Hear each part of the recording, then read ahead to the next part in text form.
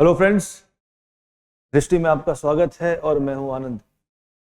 दोस्तों, इस वीडियो में दरअसल हम 60वीं और 62वीं बीपीएससी के प्रारंभिक परीक्षा में अर्थशास्त्र खंड पर आए प्रश्नों पर चर्चा करेंगे। दोस्तों, प्रश्नों के उत्तर के साथ साथ जो विकल्प हैं उन विकल्पों के साथ हम चर्चा को आगे बढ़ाएंगे ताकि भविष्य में उन विकल्पों पर अगर प्रश्न आता है तो आप उसको और अच्छे से कर सकें। चलिए शुरू करते हैं आज का वीडियो। और हमारे इस सत्र में हमारा आज पहला जो प्रश्न है वो ये है, व्यापार करने की सुविधा सूचकांक कौन बनाता है एवं प्रकाशित करता है। दोस्तों, जो इसका उत्तर है, पहली बात वो ये है, विश्व बैंक समूह, वर्ल्ड बैंक ग्रुप। दोस्तों, होता यह है कि दरअसल अलग अलग देशों में यदि व्यापार करना है तो भूमि के पंजीकरण की क्या प्रक्रियाएं हैं, बिजली का कनेक्शन है, पानी कनेक्शन है, कर की अदायगी है, ऐसे बहुत सारे पहलुओं पर यह तय निकाला जाता है कि किसी देश में इन सब चीजों को प्राप्त करना कितना आसान है, कितना सरल है और कितना पारदर्शी है। यदि इन बातों में आसानी होती है, सुगमता होती है, तो उन देशों में निवेश करना, उन देशों से व्यापार करना आसान माना जाता है। इसीलिए जो ईज ऑफ डूइंग बिजनेस है, ये एक रिपोर्ट वर्ल्ड बैंक की रिपोर्ट है। इसीलिए इस प्रश्न का उत्तर हमारा है विश्व बैंक समूह। दोस्तों, 2020 की अगर हम बात करें, 2020 में भारत का जो रैंक रहा वो 63rd रहा, 63वां रहा। तो भारत ने 190 देशों की सूची में जो अपना स्थान है करीब इतना बनाया है। अगर आप देखें पिछले 5-6 वर्षों में भारत का स्थान लगातार बढ़ा है। भारत की जो रैंकिंग थी 142वीं थी 2014 में, तो 2014 की रिपोर्ट में भारत का रैंक 142वां था। इससे भारत ने बेहतर किया है। इसका मतलब भारत ने अपने प्रक्रियाओं में सुधार किया है, जिसके बाद 131वीं रैंक हमने प्राप्त की। उसके बाद 100वीं, फिर 77वीं और सबसे नवीन रैंक हमारी है 63rd। तो ये विश्व बैंक, वर्ल्ड बैंक की रिपोर्ट है जिसकी हमने बात की है, और ये इस बात को दर्शाती है कि देश में व्यापार करना कितना आसान है। दोस्तों, इस प्रश्न का उत्तर हमारा रहेगा पहले का बी। अगले पे आते हैं, प्रति व्यक्ति आय के मानदंड पर बिहार के कौन से जिले सबसे अधिक गरीब हैं। दोस्तों, बिहार के 3 जिले सबसे अधिक गरीब हैं। उनमें किशनगंज है, अररिया है और शिवहर है। यदि आप देखेंगे तो किशनगंज की प्रति व्यक्ति प्रति वर्ष जो आय है वो करीब 19,000 रुपए है। अररिया की प्रति व्यक्ति प्रति वर्ष जो आय है वो करीब 18,000 रुपए है। और शिवहर की प्रति व्यक्ति प्रति वर्ष आय 17,000 रुपए है। तो यहाँ देखिए, अब सबसे गरीब जिला हमारा है शिवहर। यदि प्रश्न आता है कि सबसे अधिक आय वाले जिले कौन से हैं, तो सबसे आय वाले जिले सबसे पहले स्थान पे है पटना। पटना की प्रति व्यक्ति प्रति वर्ष जो आय है वो 1,12,000 है। उसके बाद बेगूसराय है, करीब 45,000 रुपए प्रति व्यक्ति प्रति वर्ष की आय है। और उसके बाद मुंगेर है, जिसकी प्रति व्यक्ति प्रति वर्ष आय 33,000 रुपए है। तो यहाँ पे दोस्तों आप देखिए, पटना, बेगूसराय और मुंगेर, ये शीर्ष के 3 जिले हैं प्रति व्यक्ति आय के आधार पर। और किशनगंज,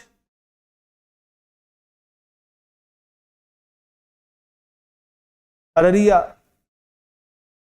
और शिवहर, ये 3 जिले हैं सबसे कम आय वाले जिले। तो हमारे इस प्रश्न का उत्तर रहेगा दूसरे का बी, शिवहर, जिसकी प्रति व्यक्ति आय 17,000 से थोड़ी सी ऊपर है। ये आय प्रति व्यक्ति प्रति वर्ष में ज्ञात की जाती है। इसका उत्तर दोस्तों रहेगा डी, शिवहर।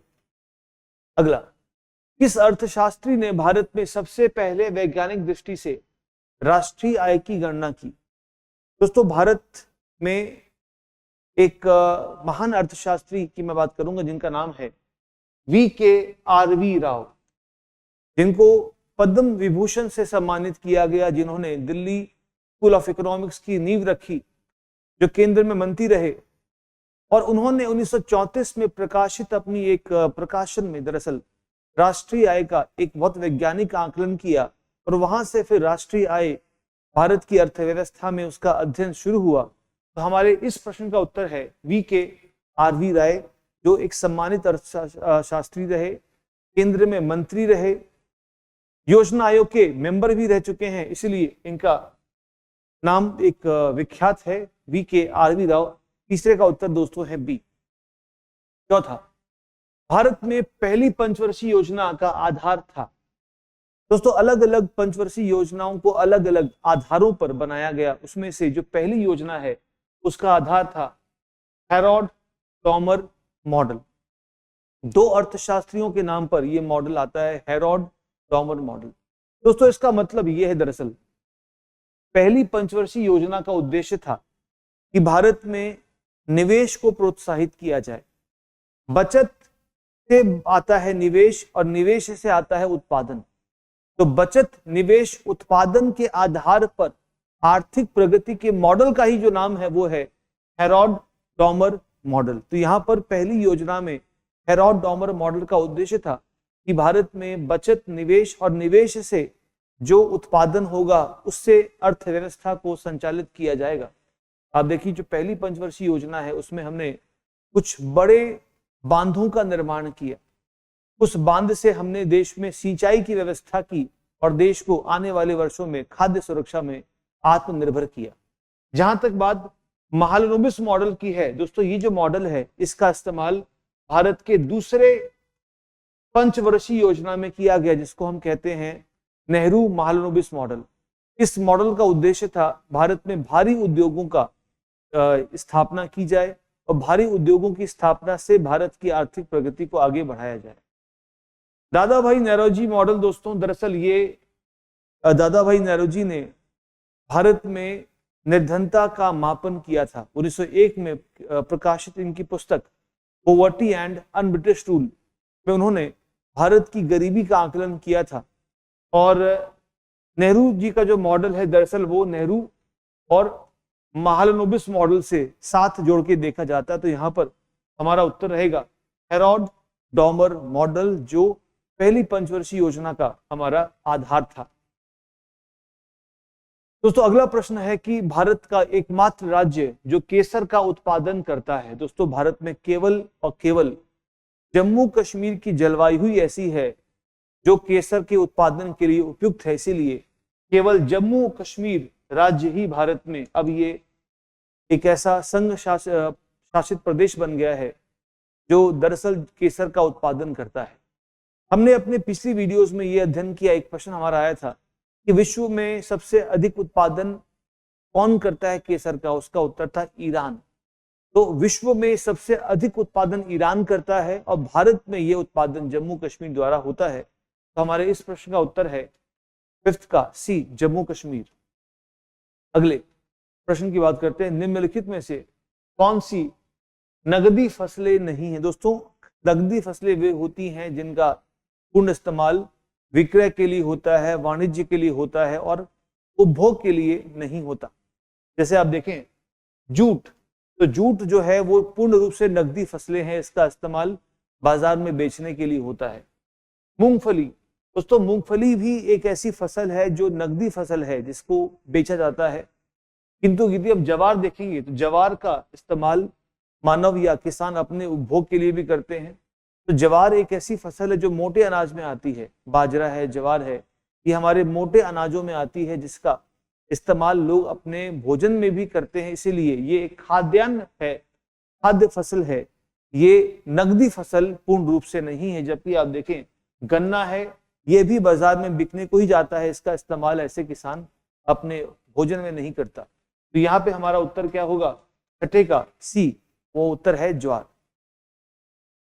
दोस्तों अगला प्रश्न है काली क्रांति किससे संबंधित है। आप देखिए मत्स्य उत्पादन का संबंध नीली क्रांति से होता है, सरसों के उत्पादन का संबंध पीली क्रांति से होता है, जबकि कच्चे तेल का उत्पादन दरअसल होता है दोस्तों काली क्रांति से। इसका संबंध कोयले से नहीं है।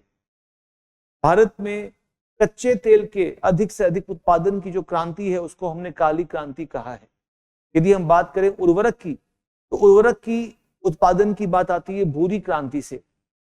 इसके अलावा हरित क्रांति खाद्यान्नों से संबंधित है, रजत क्रांति अंडे से संबंधित है, नीली क्रांति मत्स्य पालन से है यदि अभी को मिला देंगे तो आप देखेंगे कि देश में एक हरी क्रांति, पीली क्रांति, नीली क्रांति, रजत क्रांति,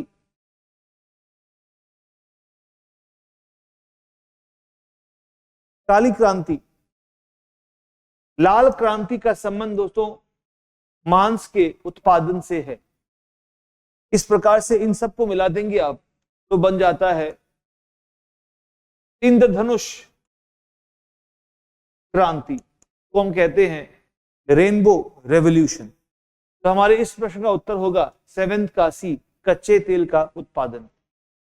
अगला, भारत के किस राज्य में सबसे अधिक सूती वस्त्र के मिले हैं? दोस्तों कपास का उत्पादन, जो सूती वस्त्र बनते हैं कपास से बनते हैं, कॉटन से बनते हैं, और महाराष्ट्र एक अच्छा खासा उत्पादक है, सबसे बड़ा उत्पादक है, इसीलिए सबसे अधिक जो मिले हैं सूती वस्त्र है वो दोस्तों महाराष्ट्र में है। यदि प्रश्न ये होता कि सबसे अधिक कपड़े की वस्त्र मिले कहां पर हैं, टेक्सटाइल मिल केवल होता तो हमारा उत्तर तमिलनाडु होता, किंतु यहाँ पर क्वेश्चन हमारा क्या है, सबसे अधिक सूती वस्त्र की मिले कहां पर हैं? तो सूती वस्त्र, कॉटन के कपड़ों की मिले सबसे अधिक आपको मिलेंगी महाराष्ट्र में, किंतु अन्य जो हमारे कपड़ों की मिले हैं उन सब का अगर हम टोटल कर देंगे तो तमिलनाडु में हमें सबसे अधिक कपड़ों की मिले मिलेंगी, किंतु इस प्रश्न का उत्तर हमारा क्या है, 8वें का बी, महाराष्ट्र है। अगले पे आते हैं, कैशलेस लेन देन को बढ़ावा देने के लिए भारत सरकार द्वारा किस समिति का गठन किया गया? दोस्तों भारत ने बैंकिंग या जो लेन देन को बढ़ावा देने के लिए अलग अलग समय पर अलग अलग समिति का गठन किया गया है। नचिकेत मोर समिति का गठन किया गया था वित्तीय सेवाओं के विस्तार हेतु। नचिकेत मोर समिति की सिफारिश पर ही आरबीआई ने दरअसल छोटे वित्तीय बैंक और भुगतान बैंकों का गठन किया। तो भारत में आप जो भुगतान बैंक देखते हैं, और कैपिटल छोटे वित्तीय बैंक, एयरटेल भुगतान बैंक, पेटीएम भुगतान बैंक, ये कुछ ऐसे बैंक हैं जिन्हें हम विभेदीकृत बैंक कहते हैं। ये बाकी बैंकों से थोड़ा डिफरेंट रूप से काम करते हैं। इनकी स्थापना के लिए दरअसल नचिकेत मोर समिति का गठन किया गया था, किंतु हमारा उत्तर नहीं है। शांता कुमार समिति सरकार ने बनाई थी खाद्य वितरण प्रणाली में सुधार के लिए। तो पब्लिक डिस्ट्रीब्यूशन सिस्टम हो या फूड डिस्ट्रीब्यूशन सिस्टम हो, इनमें सुधार के लिए जो कमेटी बनी उसका नाम था शांता कुमार कमेटी।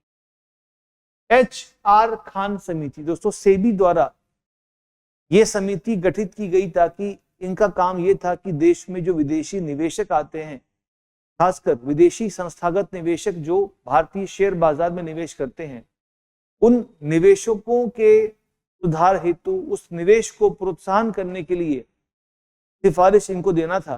तो HR खान समिति दरअसल FIIs के सुधार हेतु गठित समिति थी। शांता कुमार समिति सार्वजनिक वितरण प्रणाली सुधार समिति थी।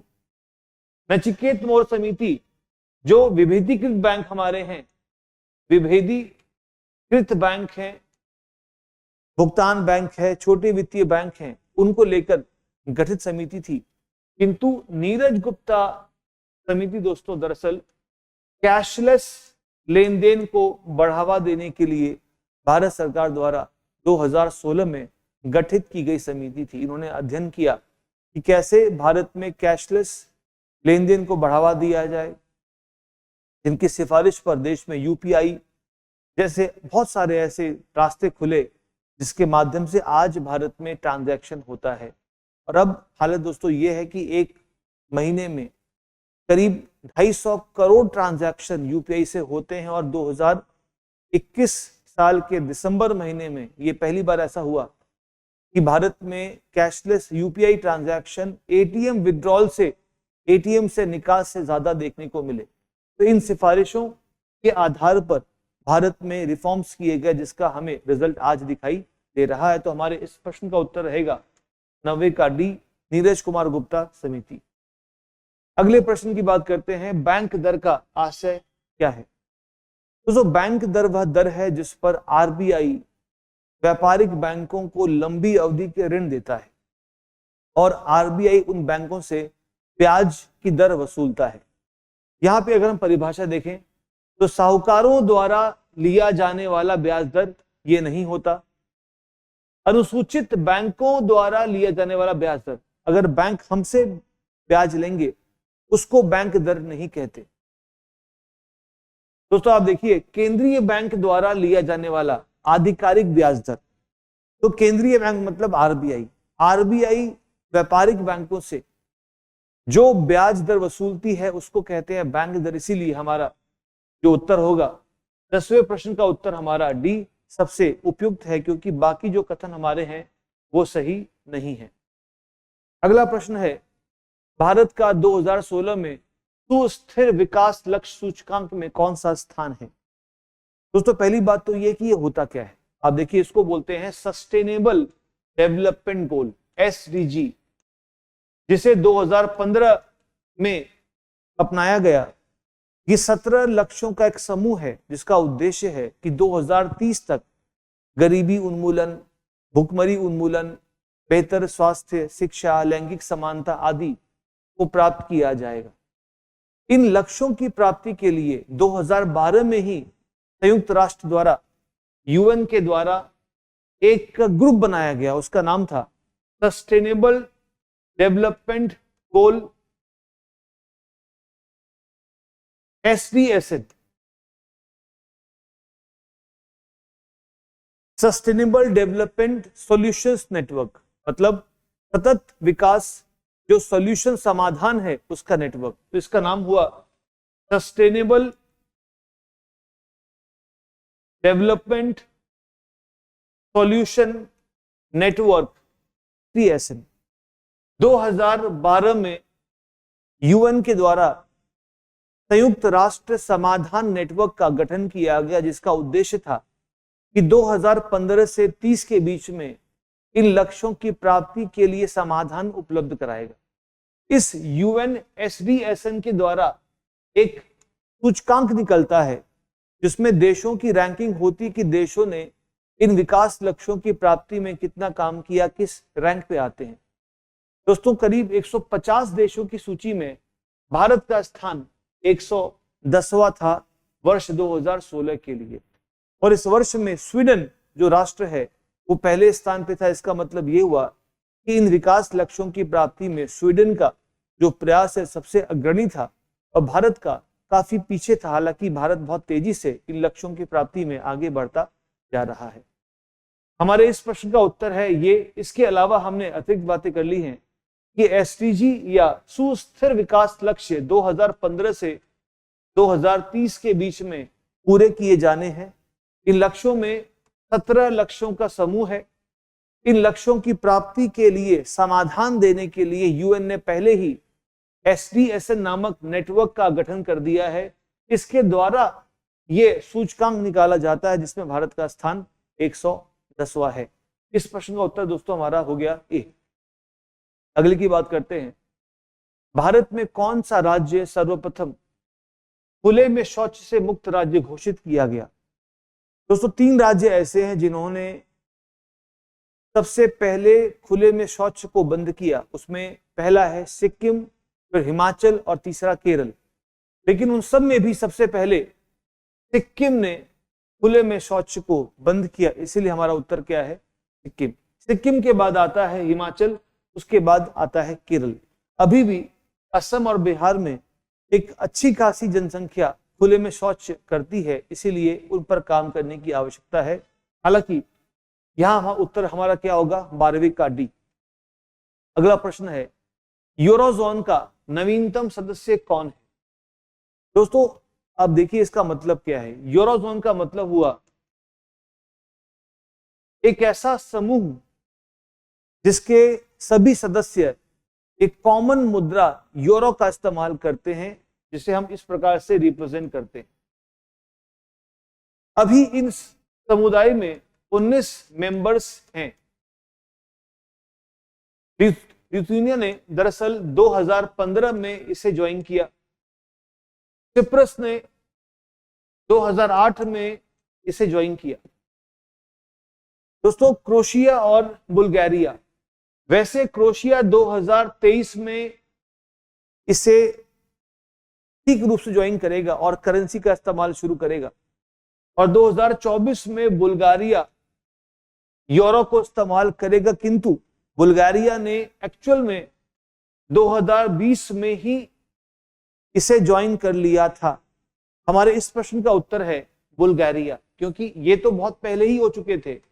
लिथुआनिया और सिप्रस ने बहुत पहले ही इन्हें ज्वाइन कर लिया था। बचे हमारे पास क्रोएशिया और बुल्गारिया।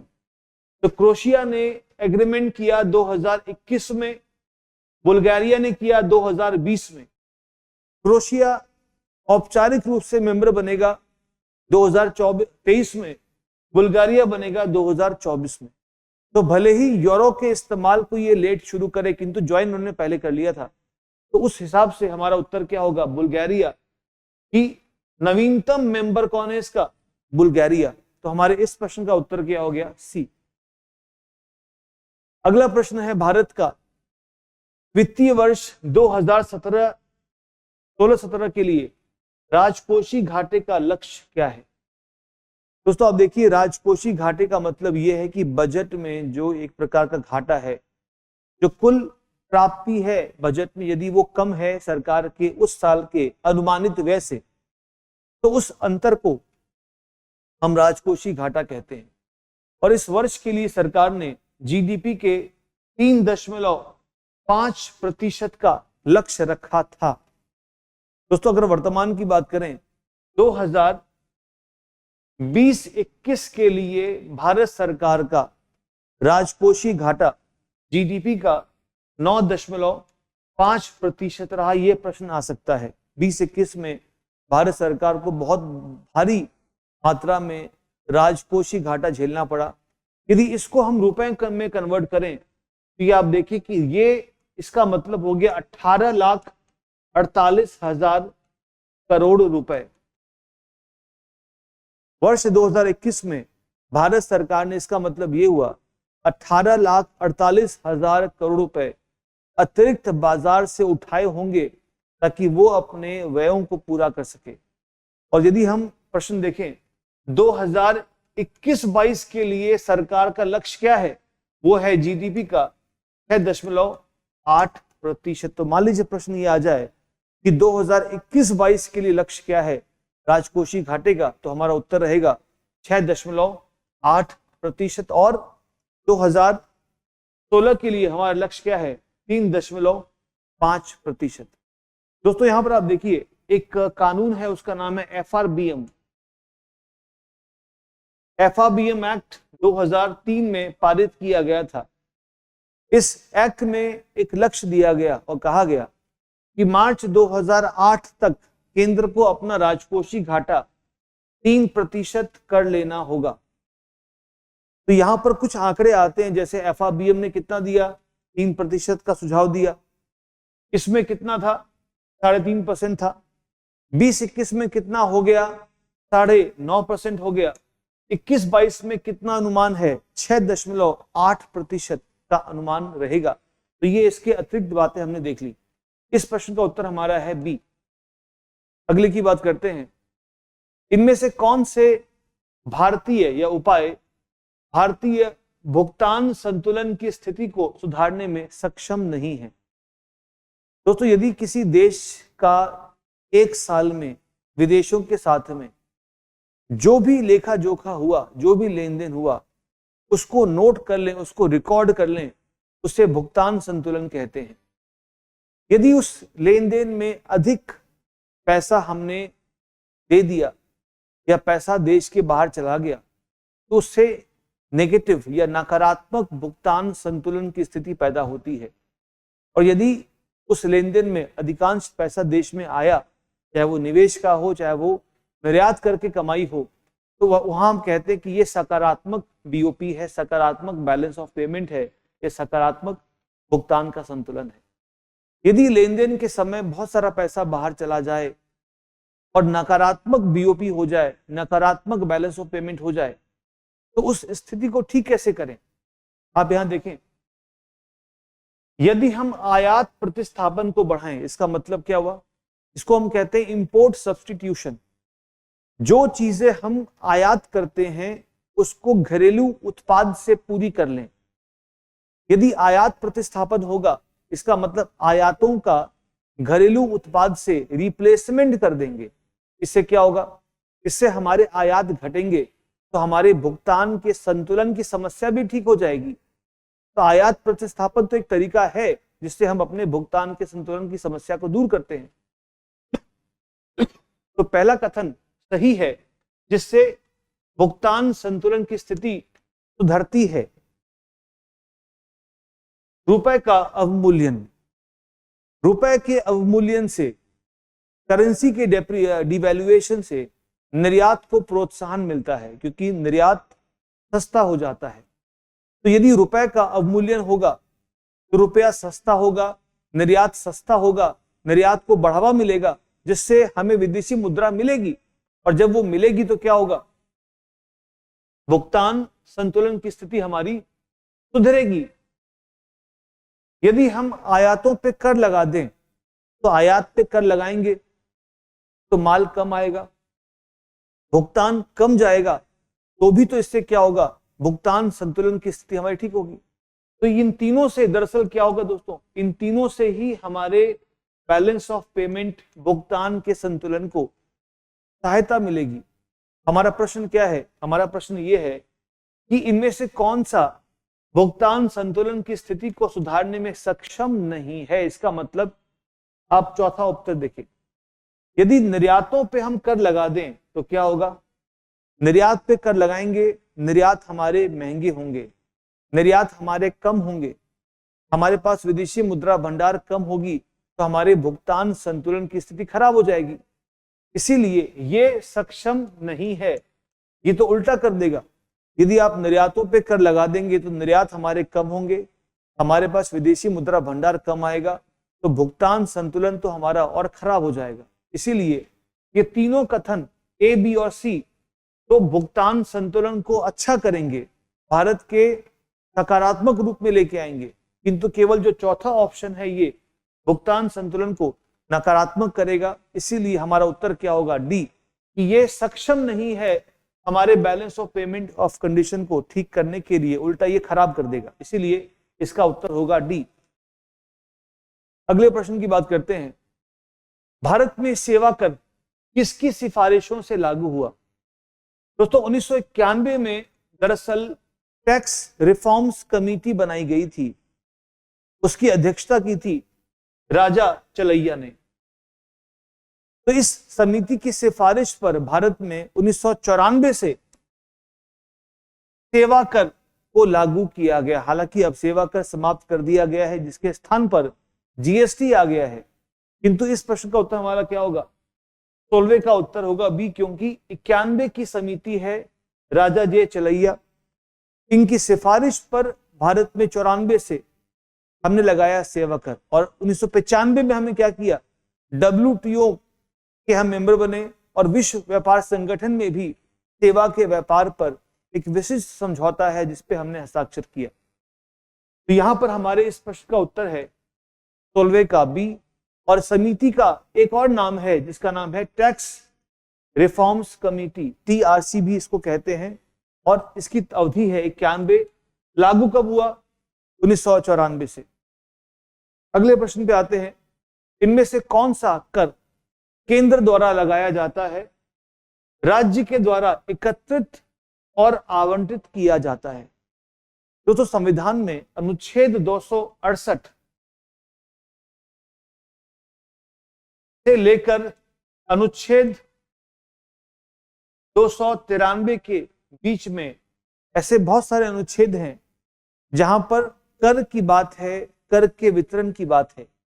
उसमें से अनुच्छेद 268 वो अनुच्छेद है जिसमें बताया गया है ऐसे कौन से कर हैं जिससे लगाती तो भारत सरकार है किंतु वसूलती और उसका उपभोग करती राज्य सरकारें हैं। तो उसमें से एक है स्टाम्प ड्यूटी, जो प्रॉपर्टी के रजिस्ट्रेशन में लगता है। स्टाम्प ड्यूटी अगर देखें आप तो उसमें लिखा रहेगा भारत सरकार, किंतु वो राज्य सरकार बिकवाती है, राज्य सरकार वसूलती है, और जो उससे पैसा आता है वो राज्य सरकार ही रखती है। इसीलिए इस प्रश्न का उत्तर है स्टाम्प दोस्तों आप देखिए, ये स्टाम्प शुल्क जीएसटी में नहीं आता, ये जीएसटी से बाहर है, और ये अलग से आज भी प्रॉपर्टी के रजिस्ट्रेशन में, लेन देन में, क्रय विक्रय में लगता है। लगाती भारत सरकार है अनुच्छेद 268 के तहत, किंतु वसूलना और उसकी इस्तेमाल करने की जिम्मेदारी या अधिकार राज्यों के पास है। इसीलिए इसका उत्तर क्या होगा? स्टाम्प शुल्क। दोस्तों अगला है, बिहार में 2005-6 से 14-15 के बीच किस क्षेत्र ने सर्वाधिक वृद्धि दर्ज की? दोस्तों यदि आप बैंकिंग को देखेंगे तो बैंकिंग ने इस करीब 10 वर्षों के कालखंड में 17% की ग्रोथ हासिल की है, और सबसे अधिक ग्रोथ हासिल की है रजिस्टर्ड विनिर्माण ने 19.31% की वृद्धि दर जो रजिस्टर्ड विनिर्माण है उसने दर्ज की है। इसीलिए हमारा उत्तर दोस्तों क्या है? सी।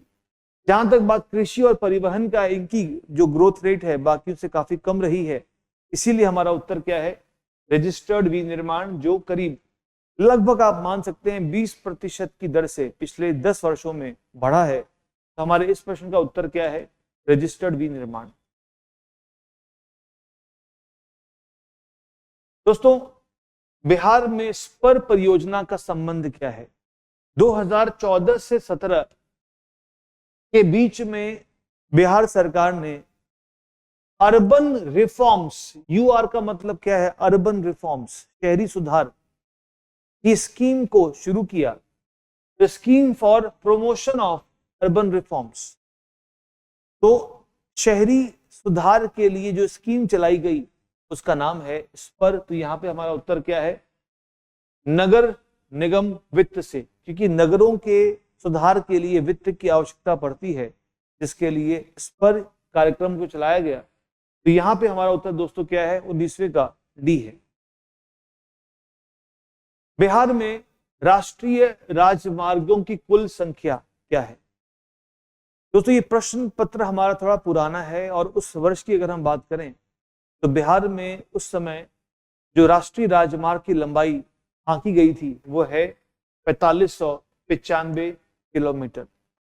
किंतु वर्तमान में यदि आप देखें, अगर मैं आज की बात करूं तो आज करीब 5301 किलोमीटर की लंबाई का राष्ट्रीय राजमार्ग बिहार में आपको मिलेगा। हालांकि इस प्रश्न का उत्तर हमारा सी है। यदि प्रश्न आगे आ जाए तो आप 5300 पे टिक करेंगे, ये आपका सही उत्तर होगा। बिहार में प्रति व्यक्ति ऊर्जा का उपभोग कितना है? दोस्तों बिहार में प्रति व्यक्ति जो ऊर्जा का उपभोग है, एक प्रकार से आप देखें ये देश में बहुत कम है, विश्व की तुलना में तो बहुत ज्यादा ही कम है। करीब 327 किलोवाट आवर बिहार में ऊर्जा का उपभोग है। हमने कल के एक वीडियो में ये डिस्कस किया था कि दादर और नागर हवेली में ये उपभोग 15,000 किलोवाट आवर है, और पूरे विश्व में लगभग ये आप देखेंगे 3,000 किलोवाट आवर प्रति व्यक्ति प्रति वर्ष ऊर्जा का उपभोग है। बिहार में काफी कम है। हालांकि इसमें से कोई भी कथन सही नहीं है, इसीलिए इसका उत्तर क्या होगा? ई। कोई भी इसमें से सही नहीं है। ये बिहार का प्रति व्यक्ति प्रति वर्ष ऊर्जा का उपभोग है, जो विश्व के औसत से, यदि भारत की बात दोस्तों करें, भारत में करीब 1181 किलोवाट आवर प्रति व्यक्ति प्रति वर्ष ऊर्जा का उपभोग है। तो भारत के औसत से भी कम है बिहार का औसत, और विश्व के औसत से तो बहुत ज्यादा ही कम है। तो यहां देखें आप, इस प्रश्न का उत्तर हमारा है ई। अगले की बात करते हैं, जीविका बिहार सरकार की पहल है दोस्तों। ग्रामीण रोजगार के सृजन हेतु जीविका को शुरू किया गया है। तो यहां देखें आप, ये रोजगार सृजन होगा, और उससे क्या होगा? उससे गरीबी का उन्मूलन भी होगा। और आजीविका या जो जीविका मिशन है, इसको दरअसल वित्तीय समावेश से जोड़ दिया गया है कि यदि खाते खुलेंगे, लोग बैंकिंग की ओर जाएंगे, तो उन तक जो तनख्वाह है, मजदूरी है, उसको देना भी आसान रहेगा। तो यहाँ पर दरअसल रोजगार का सृजन हो, गरीबी उन्मूलन हो, या वित्तीय समावेश हो, इन सभी से जीविका मिशन जुड़ा है, इसीलिए इस प्रश्न का उत्तर हमारा क्या होगा? एक से अधिक विकल्प सही दिखाई देते हैं, क्योंकि इस जीविका जो पहल है इससे रोजगार भी होगा। रोजगार का संबंध गरीबी उन्मूलन से है और उसके लिए बैंकिंग तक पहुंच भी जरूरी है, और इसीलिए यहां पर एक से अधिक विकल्प दिखाई देते हैं, तो हमारा उत्तर होगा ई। दोस्तों अगला प्रश्न है, ईरान पाकिस्तान गैस पाइपलाइन को इनमें से किस नाम से जाना जाता है? 2775 किलोमीटर लंबी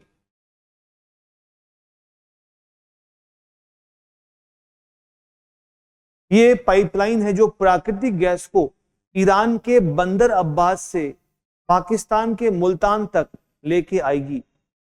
इसे दरअसल शांति पीस पाइपलाइन का नाम भी दिया गया है, और ये उम्मीद है कि भविष्य में ये पाइपलाइन भारत तक आएगी तो बाद में ये बन जाएगी IPI, Iran Pakistan India pipeline. दोस्तों जो IPI है ये प्रस्तावित है, उसमें I और P पर काम अभी चल रहा है। इसकी लंबाई 2775 किलोमीटर है। अगर आप चौड़ाई की बात करेंगे पाइप के, तो जो ये पाइपलाइन का पाइप है जिसका डायमीटर है ये करीब 56 इंच का है, जिससे प्राकृतिक गैस का जो ट्रांसपोर्टेशन है वो ईरान के बंदर अब्बास से पाकिस्तान के मुल्तान तक होगा। भारत को भी काफी आवश्यकता है अपने उर्वरक उद्योगों के लिए और बिजली के उत्पाद के लिए। इसका उत्तर हमारा हो गया शांति पाइपलाइन। और दोस्तों अंतिम प्रश्न हमारा है, इनमें से कौन से बॉन्ड द्वारा भारतीय संस्थान विदेशी बाजारों से विदेशी मुद्रा की बजाय रुपए में पैसे जुटा सकते हैं? दोस्तों आमतौर पे जब हम विदेशों से पैसा लेते हैं तो वो पैसा हम उसी मुद्रा में उठाते हैं और उस मुद्रा को भारत लाया जाता है। भारत में उसको भारत के साथ जो रेट हमारा है एक्सचेंज रेट, उसमें हम कन्वर्ट करके उतना पैसा इस्तेमाल करते हैं। किंतु पहली बार विश्व बैंक समूह के एक संगठन जिसका नाम है अंतर्राष्ट्रीय वित्त निगम, इंटरनेशनल फाइनेंस कॉर्पोरेशन, विश्व बैंक समूह में 5 संस्थाएं आती हैं, उसमें से एक है अंतर्राष्ट्रीय वित्त निगम, जिसको विश्व बैंक समूह के निजी भुजा का नाम भी देते हैं। तो विश्व बैंक समूह के IFC द्वारा पहली बार जारी किया गया मसाला बॉन्ड। मसाला शब्द दरअसल भारत की पहचान को दर्शाता है, और यहां पर इसका मतलब यह है कि देशी या घरेलू कंपनियां विदेशों में जाकर रुपए में ही उस बॉन्ड को जारी कर सकती हैं, ताकि विनिमय दर की जो अस्थिरता है उससे वो बच सके। तो विदेशी बाजारों में रुपए में जारी किए गए जो बॉन्ड हैं उन्हें कहते हैं मसाला बॉन्ड। और इस मसाला बॉन्ड की खास बात यह होती है कि इस बॉन्ड को जारी करने से जो विनिमय दर की अस्थिरता है उसका जोखिम निवेशक खुद उठाता है, ना कि जिसने ऋण लिया है। तो भारतीय कंपनियां ये वादा करेंगी कि हमें आपसे फॉर एग्जांपल 7,000 करोड़ रुपए का लोन चाहिए और हम आपको उदाहरण के लिए 7200 करोड़ की वापसी करेंगे। इसके बदले में विदेशी मुद्रा कितनी बनेगी, उसका एक्सचेंज रेट क्या होगा, वो सारा जोखिम किसका होगा? उस निवेशक का होगा जो विदेशों में बैठा हुआ है। तो रुपए में जारी किए हुए विदेशों में बॉन्ड को मसाला बॉन्ड कहते हैं, और इसीलिए हमारा उत्तर है यहां पर क्या है? बी, पहली बात। दोस्तों जो बॉन्ड कंपनियां कॉरपोरेट जारी करते हैं उसे बोलते हैं कॉरपोरेट बॉन्ड, जो घरेलू बाजार में भी हो सकते हैं। दोस्तों स्मार्ट शहर का जो मिशन है उसके लिए शहरों के लिए वित्त चाहिए, और जो बॉन्ड म्युनिसिपल कॉरपोरेशंस जारी कर सकें उन्हें कहते हैं म्युनिसिपल बॉन्ड। भारत में सबसे पहले ये बॉन्ड जारी किया था बेंगलुरु कॉरपोरेशन ने 1997 में, और उसके बाद से चेन्नई है, हाल ही में लखनऊ कॉरपोरेशन ने भी ऐसे बॉन्ड जारी किए हैं। तो नगरीय या नगर निगमों को ये बॉन्ड जारी करके धन मिलता है घरेलू निवेशकों से, जिससे अपने शहर का विस्तार वो करते हैं। तो ये है आपका ये बॉन्ड। और अंत में शून्य कूपन बॉन्ड।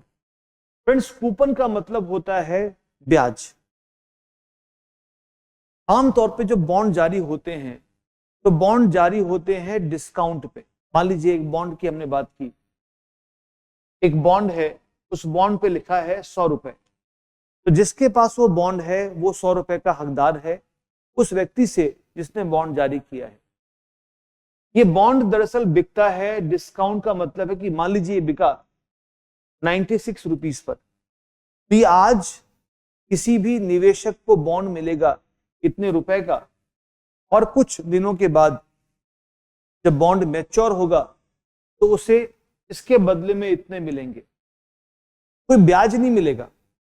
फर्क कितना है कि वो 4 रुपए कमा लेगा इसके अंतर से, तो कूपन का मतलब होता है ब्याज। तो वैसे बॉन्ड जो डिस्काउंट पर बिकते हैं और अपने फेस वैल्यू पर ही वो रिडीम होते हैं, जिसपे कोई ब्याज नहीं मिलता, उसे बोलते हैं जीरो कूपन बॉन्ड। तो यहां पर आप देखिए हमारे इस प्रश्न में केवल मसाला बॉन्ड ही ऐसा बॉन्ड है जो इस परिभाषा को बताता है जिसमें विदेशों में जाकर रुपए में हम बॉन्ड जारी कर सकते हैं, उसका नाम है मसाला बॉन्ड।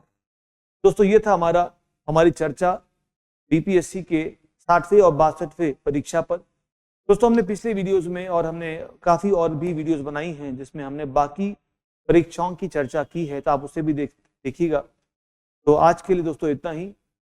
कीप वॉचिंग दृष्टि। Thank you.